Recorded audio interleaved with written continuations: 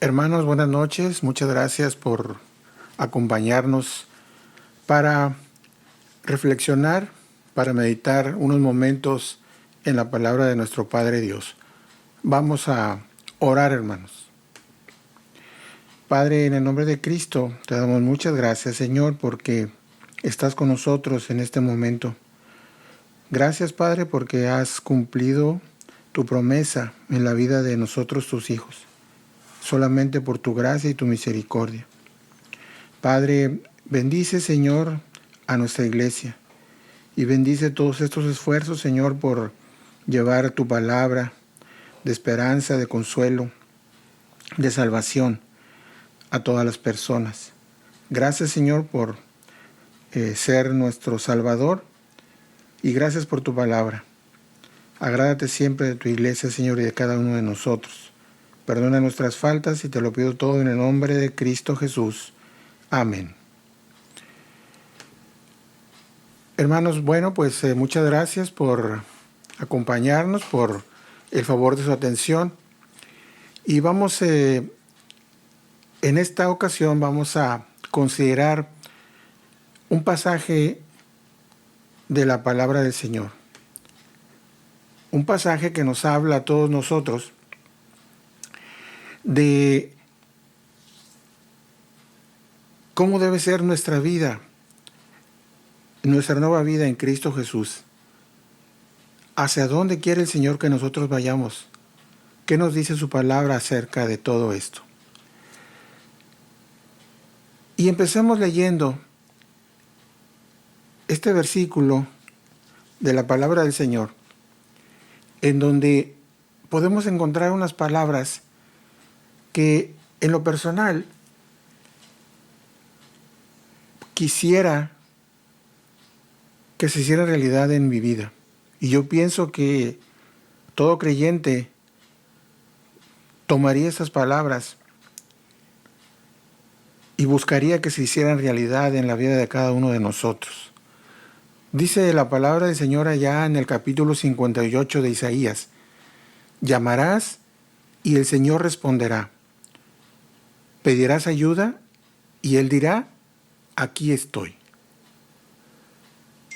O sea, es maravilloso, es una gran bendición poder escuchar estas palabras, poder tener esa certeza, esa certidumbre de que nuestro ruego, nuestra petición no volverá vacía, no será como arrojar un mensaje al viento o una botella en el océano, esperando quizás que alguien por ahí encuentre y al menos lea, se dé cuenta de cuál es nuestra petición. Si nosotros leemos todo este capítulo de la profecía de Isaías, el capítulo 58, nos vamos a dar cuenta que está inscritas, estas palabras están inscritas, están contenidas dentro de un capítulo en el cual nuestro Padre Dios, a través del profeta, nos está llamando a que vayamos más allá en cuanto a nuestra vida diaria, en cuanto debe de reflejar la vida nueva que nos da hoy nuestro Padre a través de la sangre de Jesucristo, que derramó en la cruz por cada uno de nosotros. Por eso, en el subtítulo de esta meditación, podemos leer: que partas tu pan con el hambriento y a los pobres errantes albergues en casa, que cuando veas al desnudo lo cubras y no te escondas de tu hermano. Esta versión de la palabra es muy directa, hermanos. Dice que no te escondas de tu hermano. Y es que si tú lees esta porción de la Escritura, este capítulo 58, te vas a dar cuenta que nos está hablando de una práctica común entre las personas religiosas, que es el ayuno. Hoy todavía muchas personas practican el ayuno y están en la certeza que esto es algo que el Señor indicó en su palabra. El ayuno como manera de concentrarse en una petición, en la oración, en la alabanza a nuestro Padre, estar concentrados en la vida que el Señor quiere que nosotros llevemos. Pero el Señor nos dice que existe un verdadero ayuno, un ayuno que va más allá de los formalismos legales, en los cuales Él nos está ordenando, nos está llamando la atención hacia que nosotros tengamos también un cambio de conducta. Algo que, pues, refleje que nosotros somos personas diferentes. Por eso dice en el subtítulo, que partas tu pan con el hambriento y a los pobres errantes albergues en tu casa, que cuando veas al desnudo lo cubras y no te escondas de tu hermano. La palabra de Dios es verdad en su totalidad. Todo es cierto. Pero vamos a enfocarnos en esta ocasión particularmente en una certeza que nos da la palabra de Dios. En una certeza bíblica. Dice la palabra del Señor en 2 Corintios 5:17, y tú esta porción de la Escritura la debes de conocer perfectamente. Es algo que muchos cristianos, muchos hijos de Dios, atesoramos, entre otros versículos.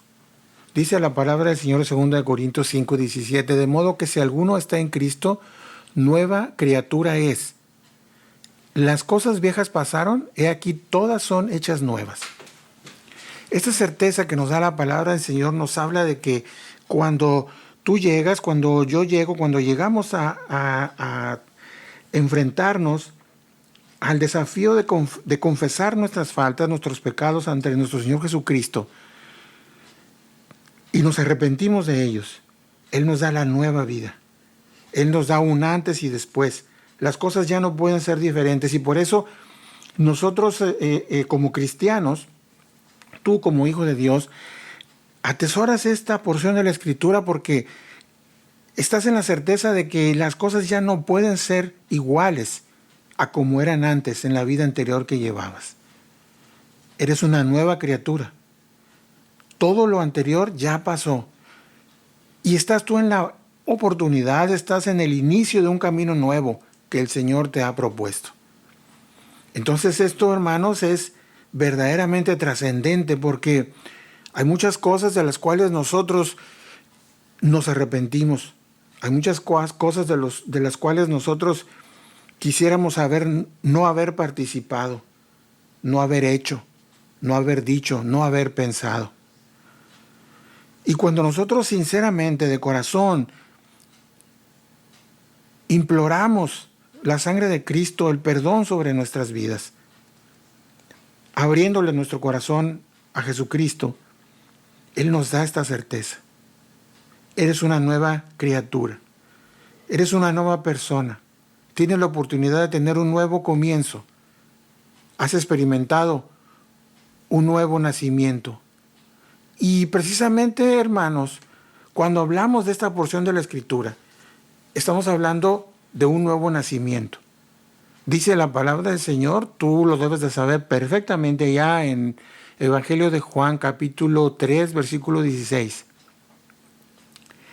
que el amor del Padre se ha mostrado de tal forma sobre nosotros los seres humanos, que Él dio a su único Hijo, para que todo aquel que en Él crea no se pierda, mas tenga vida eterna. Y aquel maestro de la ley que se había acercado de manera muy sigilosa en la oscuridad a Jesucristo para preguntarle acerca de la vida, y que nuestro Señor Jesucristo le dice, necesitas volver a nacer. Pues precisamente cuando nosotros aceptamos a nuestro Señor Jesucristo en nuestro corazón, experimentamos ese nuevo nacimiento, por gracia y obra de nuestro Señor Jesucristo, únicamente por eso. Somos nuevas criaturas, eres nueva criatura, has vuelto a nacer. Si no tienes toda esta experiencia, pues hoy es todavía momento de que lo puedas tú lograr. Pero todos aquellos que ya hemos experimentado ese antes y ese después de aceptar a Cristo en nuestro corazón, podemos levantar nuestra mano y decir, hemos nacido de nuevo. Y también cuando leemos este versículo, allá en la segunda carta a los Corintios, estamos hablando de una nueva forma de pensar. Es decir, Jesucristo te renueva. Y la labor del Espíritu Santo es transformar tu vida a través de la comunión que tú tengas con el Padre. La comunión que se da a través de la oración, que se da a través de la lectura de la Biblia. Esa cercanía te pone en una manera nueva de pensar. Dice en el capítulo 4 de la carta a los Filipenses, en el versículo 8, por lo demás, hermanos, todo lo que es verdadero, todo lo honesto, todo lo justo, todo lo puro, todo lo amable, todo lo que es de buen nombre, si hay virtud alguna, si hay algo digno de alabanza, en esto pensad. Cosas totalmente diferentes a las que una persona que no tenía a Cristo pensaba. Esa es nuestra nueva forma de pensar. Esa debe ser nuestra nueva forma de pensar. Fíjate, nacemos de nuevo y somos como bebés. Bebés que tienen todo por delante para vivir. Y el Señor Jesucristo, la palabra del Señor se preocupa porque ese cambio sea integral. Es decir, ya hemos nacido de nuevo, bueno, ahora esto es lo que debe de ocuparse tu mente. Esa es la nueva forma de pensar. Y fíjate cómo lo expresa ese mismo versículo, allá en Filipenses, cómo lo expresa la versión de la Biblia que se llama Palabra de Dios para Todos. En fin, hermanos, dice esta versión, esta traducción, piensen en todo lo que es verdadero, noble, correcto, puro, hermoso y admirable. También piensen en lo que tiene alguna virtud, en lo que es digno de reconocimiento. Mantengan su mente ocupada en eso. Mantengamos nuestra mente ocupada en todas estas cosas. Mantengamos nuestra mente ocupada en lo verdadero, en lo noble, en lo correcto, en lo puro, en lo hermoso y en lo admirable, en todo aquello que tenga alguna virtud, en todo aquello que sea digno de alabanza de acuerdo a lo que nos dice la palabra del Señor. En eso debemos tener nuestra mente ocupada. En eso tu nueva mente está ocupada porque ha dejado las cosas viejas, ya pasaron y todo es hecho nuevo. Eres una nueva criatura. Dice la traducción que se llama Nueva Versión Internacional. Por último, hermanos, consideren bien todo lo verdadero, todo lo respetable, todo lo justo, todo lo puro, todo lo amable, todo lo digno de admiración, en fin, todo lo que sea excelente o merezca elogio. Todo lo que sea excelente o merezca elogio. No ocupemos nuestra mente. Pidámosle al Señor que no ocupemos nuestra mente en cosas que sean diferentes a eso que dice aquí la carta a los Filipenses. Estamos hablando de que somos nuevas criaturas. Estamos hablando que eso implica un nuevo nacimiento. Estamos hablando que esa implica una nueva forma de pensar. Pero también estamos hablando de que esto implica una nueva forma de vivir. Es un cambio integral. Dice la palabra del Señor en la carta del apóstol Pablo a los Gálatas. Esta fracción, esta porción de la Escritura, tú debes de conocerla perfectamente. Gálatas 5, versículo 22. Dice la palabra del Señor, mas el fruto del Espíritu es amor, gozo, paz, paciencia, benignidad, bondad, fe. La versión que se llama Palabra de Dios para Todos dice: en cambio, el Espíritu produce amor, alegría, paz, paciencia, amabilidad, bondad, fidelidad. La Nueva Versión Internacional nos dice: en cambio, el fruto del Espíritu es amor, alegría, paz, paciencia, amabilidad, bondad, fidelidad. Esa es la nueva forma de vivir. El Hijo del Señor, aquel que ha sido lavado de sus pecados por la sangre preciosa de Cristo derramada en la cruz, ha nacido de nuevo, piensa de manera diferente, tiene una nueva forma de vivir. ¿Eres hijo del Señor? ¿Soy hijo yo del Señor? ¿He nacido de nuevo? ¿Pienso de manera diferente? ¿Vivo, me comporto de manera diferente? Son preguntas que honestamente tengo que responder yo, que cada uno de nosotros tenemos que responder, porque lo que quiere el Señor es que nosotros vivamos ese nuevo camino que Él nos ha propuesto. Un cambio en lo que tu vida refleje, mi vida refleje, que somos personas diferentes porque hemos sido tocadas por el Espíritu. Hemos sido transformadas por ese poder tremendo, grandísimo, que tiene nuestro Señor Jesucristo para hacer que todas las cosas antiguas hayan pasado y que todo sea hecho nuevo. Nadie puede hacer eso de manera integral. Solamente el poder de nuestro Señor Jesucristo. Un nuevo nacimiento, una nueva forma de pensar, una nueva forma de vivir. Y es que esto implica que nosotros tenemos un Señor y Salvador.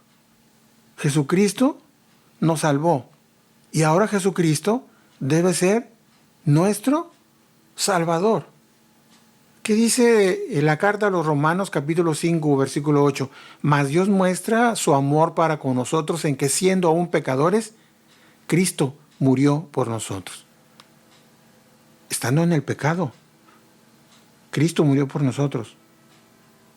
Él no nos exigió en su misericordia que cambiáramos y luego morir por nosotros en la cruz. No, Él, viéndome como yo soy, viéndome como yo me comporto en el mundo, quiso morir. Quiso morir. Él eligió eso. Eso es único y verdadero y puro amor. Ahora debemos de empeñarnos nosotros en que ese Salvador nuestro sea también nuestro Señor, es decir, quien gobierne nuestras vidas. Siendo aún pecadores, Cristo murió por nosotros. Dice allá en Romanos 10, 9 y 10, que si confesamos con nuestra boca que Jesús es el Señor y creemos en nuestro corazón que Él le levantó de los muertos, seremos salvos. Esa es nuestra certeza. Por eso somos salvos, porque hemos creído en nuestro corazón que ese ser divino que venció a la muerte limpia nuestra vida. Tenemos un Salvador y Señor, pero tenemos un mandamiento de parte de Él hacia cada uno de nosotros, sus hijos. Cuando leemos el Evangelio de Juan, capítulo 13, versículo 34, leemos de ese mandamiento que Él nos dijo. Estaba hablando con sus discípulos en esa ocasión, recoge este pasaje del Evangelio de Juan. Y dice la palabra de Dios, Juan 13:34, un mandamiento nuevo os doy, que os améis unos a otros como yo os he amado, que también os améis unos a otros. Hermano en Cristo, este es el mandamiento, que nos amemos unos a otros. Aquí reside, como hemos estudiado, toda la ley y todos los profetas. Ese es el énfasis, ese es el resumen, ese es el centro de todo lo que el Señor quiere para la vida de sus hijos. Que vivamos, que cumplamos, que llevemos al cabo este mandamiento. Y estamos hablando que este va a ser un sello distintivo para nosotros. Es lo que nos va a dar a conocer como personas nuevas, como discípulos de nuestro Señor Jesucristo.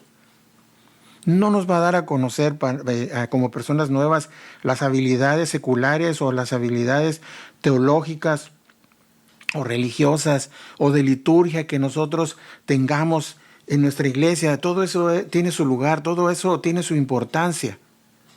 Pero el sello distintivo, según lo que dice el Evangelio de Juan, un poquito más adelante, de hecho enseguida, capítulo 13, versículo 35, en esto conocerán todos que sois mis discípulos, si tuviereis amor los unos con los otros. Y si yo quisiera personalizarlo, diría, Esteban, en esto van a conocer, toda la gente va a conocer a Esteban, que es mi discípulo, si tiene amor para con los que están cerca de él. ¿Qué estudió Esteban? ¿A qué seminario fue? ¿Qué puesto tiene en su congregación? Respondamos cada uno de nosotros. Pues bueno, todo eso tiene su lugar, todo eso es algo positivo, pero el sello distintivo, lo que me va a distinguir a mí de las demás personas que no han conocido a Cristo, pues es la manera en que yo me relaciono con esas personas. Y también tengo una tarea que cumplir. Y esta tarea, pues, yo creo que todos los cristianos la hemos escuchado alguna vez. Mateo 28, 18 al 20. La llamada Gran Comisión. Jesús se acerca a sus discípulos y les habla y les dice que Él tiene toda la potestad, tanto en el cielo como en la tierra.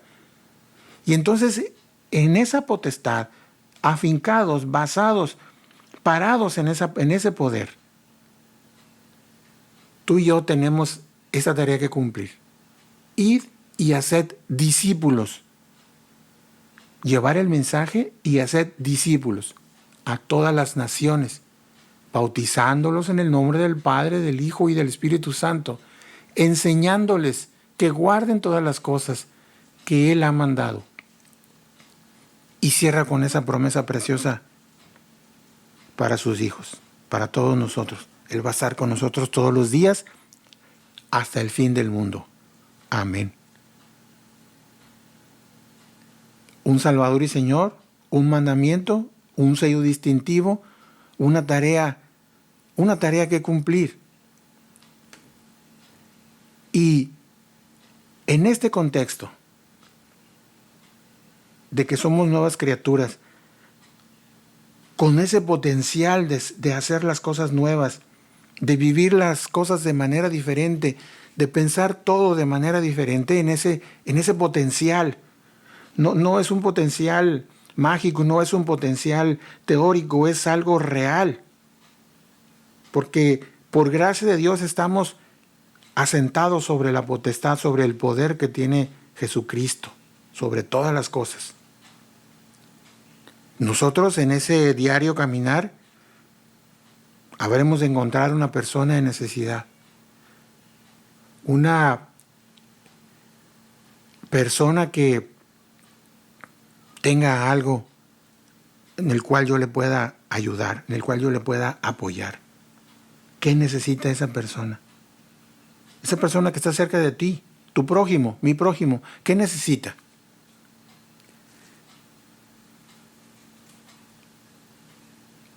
Porque es importante recordar que el Señor quiere que nosotros vivamos la nueva vida en Cristo con las personas que están cerca de nosotros, más allá de consideraciones filosóficas, más allá de consideraciones morales, más allá de consideraciones teológicas incluso.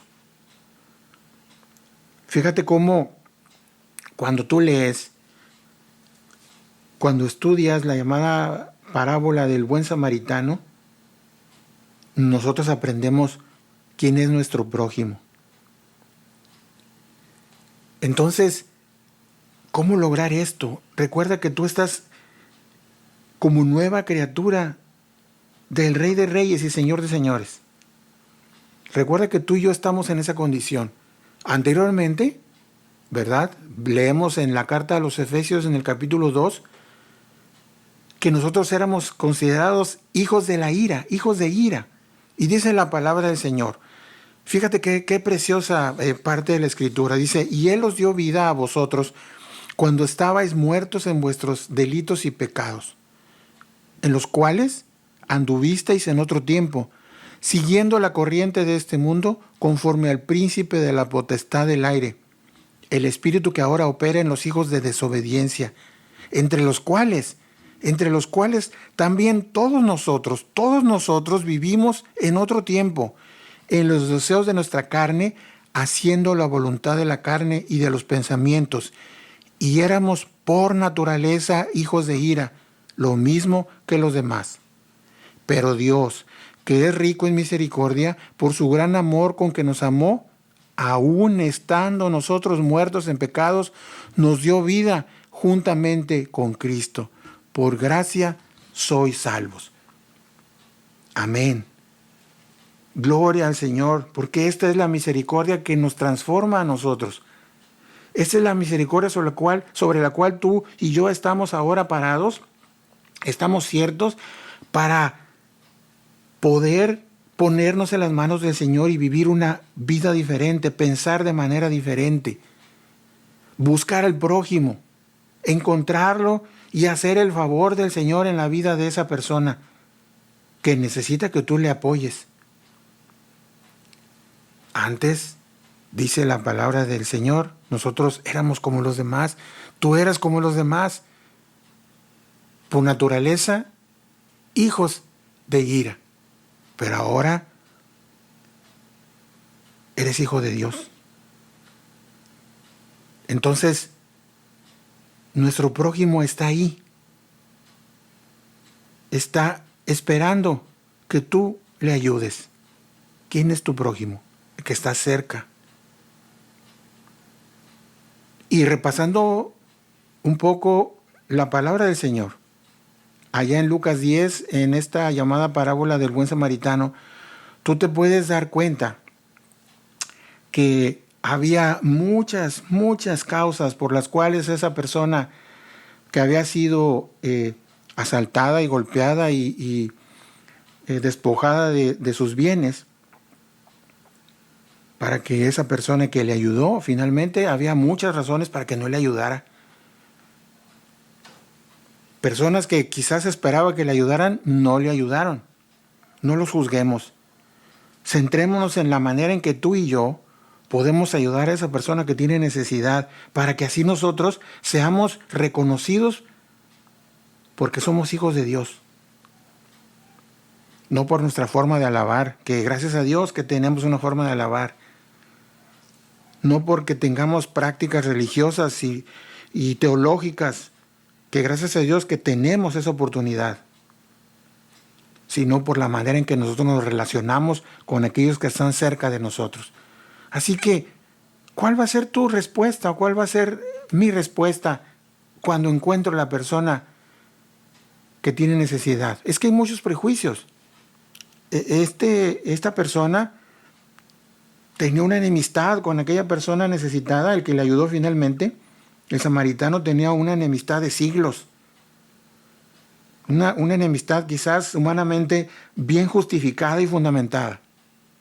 Nosotros podemos tener prejuicios sobre las personas. Prejuicios. ¿Qué es un prejuicio? Algo que nos separa. Algo que nosotros hemos inventado, que hemos creado en nuestra mente antes de conocer a las personas.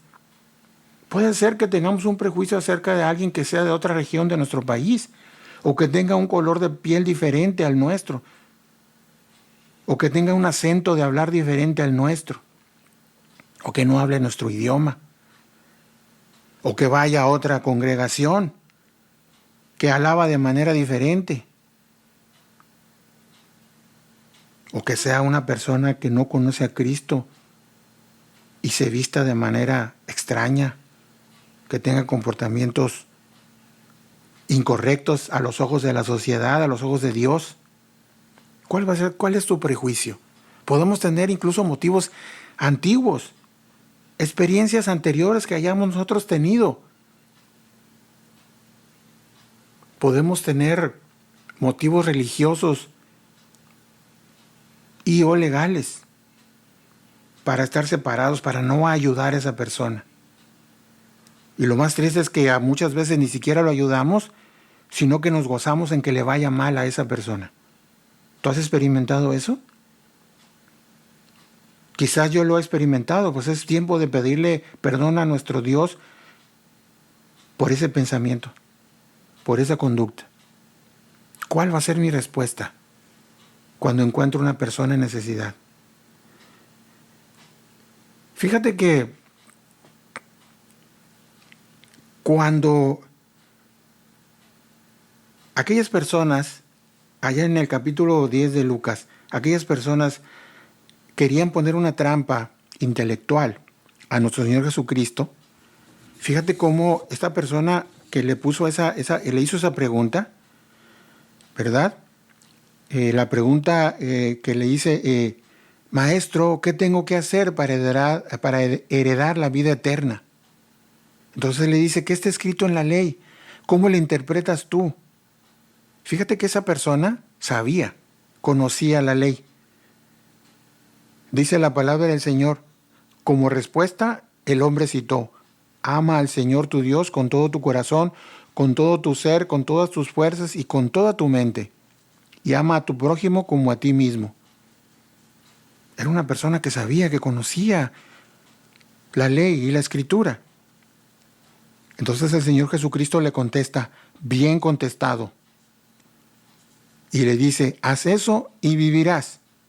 Pero esa persona, quizá como muchos de nosotros, trata de argumentar, trata de justificar su conducta, trata de confundir su mente, su propia mente, argumentando cosas, argumentando prejuicios, argumentando cuestiones legales o religiosas o teológicas.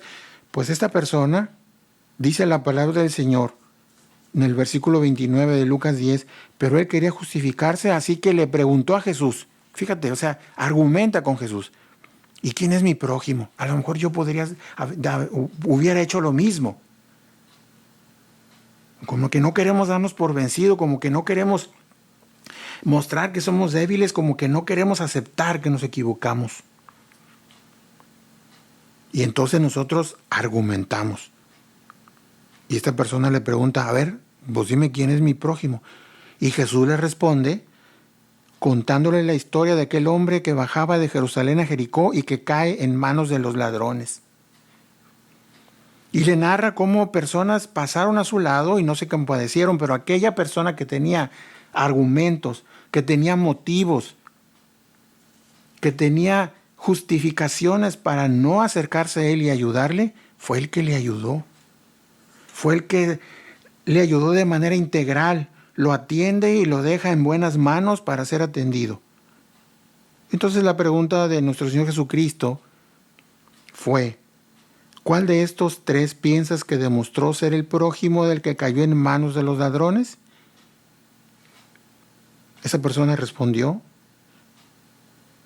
y yo quizás, vencido en todos mis argumentos, hubiera también respondido, el que se compadeció de él.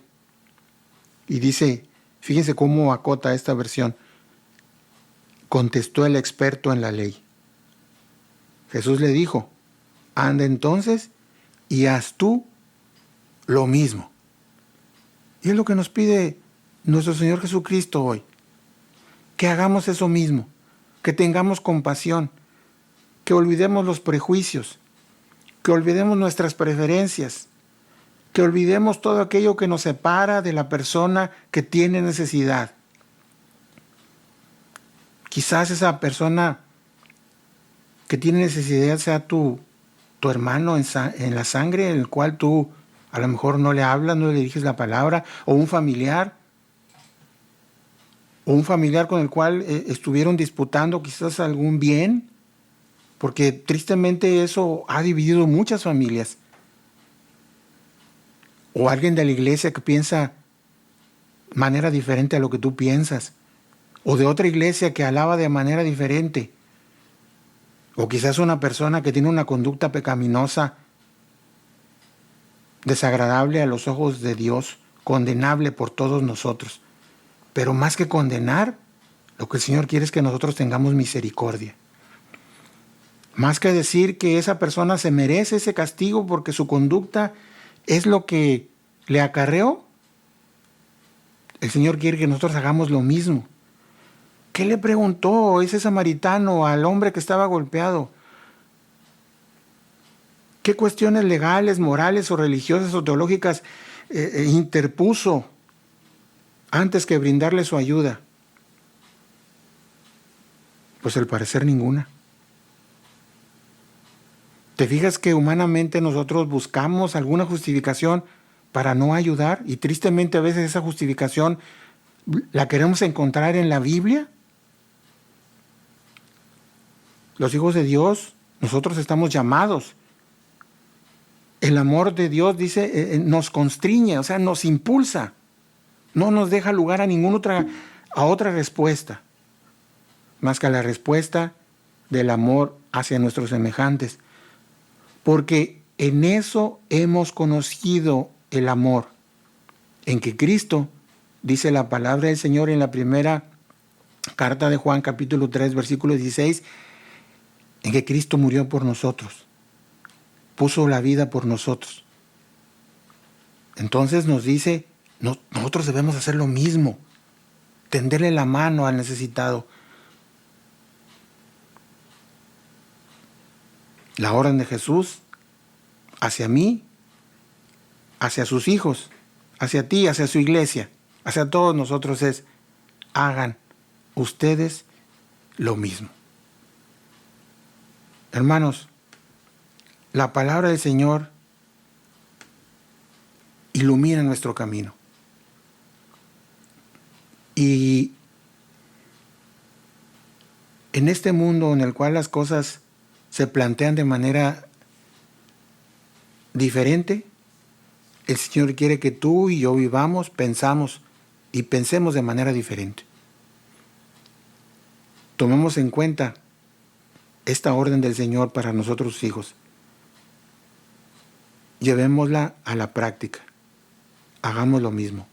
Mostremos misericordia hacia nuestros prójimos. Vamos a orar. Padre, te damos gracias, Señor, por tu palabra y te damos gracias por tu bondad derramada sobre nosotros en la cruz. Gracias, Padre, porque eres bueno. Gracias porque tú nos muestras estas formas, estos caminos diferentes, que tú quieres que nosotros vivamos en esa comunión contigo.